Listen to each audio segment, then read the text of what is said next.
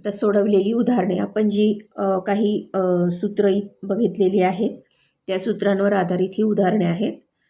तर उदाहरण क्रमांक 1 बघा. पाण्याचा निरपेक्ष अपवर्तनांक 1.36 असल्यास प्रकाशाचा पाण्यातील वेग किती? आता प्रकाशाचा निर्वातातील वेग 3 × 10⁸ मीटर पर सेकंद आहे. तर दिलेली माहिती आपण लिहून घेतलेली आहे.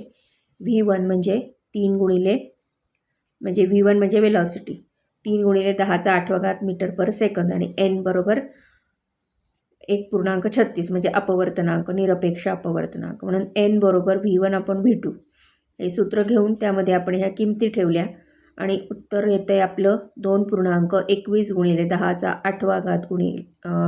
10⁸ मीटर पर सेकंद हे येतं आपलं V2. प्रकाशाचा पाण्यातील वेग आपल्याला मिळाला इथे.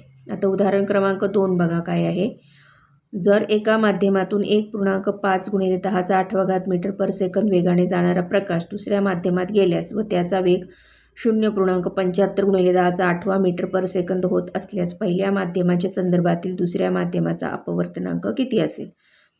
आता पहिलं माध्यम म्हणजे velocity V1 1.5 × 10⁸ metre per second आणि V2 बरोबर 0.75 × 10⁸ मीटर पर सेकंद. तर 1n2 बरोबर किती?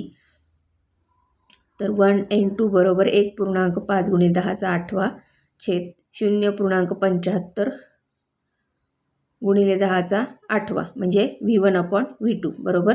इथे उत्तर मिळते आपल्याला 2. तर अशा प्रकारे आपलं हे प्रकरण 6 अभ्यासून पूर्ण झालेलं आहे. तर आजच्या व्हिडिओत आपण इथेच थांबूयात. भेटूयात पुन्हा पुढच्या व्हिडिओमध्ये. तोपर्यंत नमस्कार, धन्यवाद.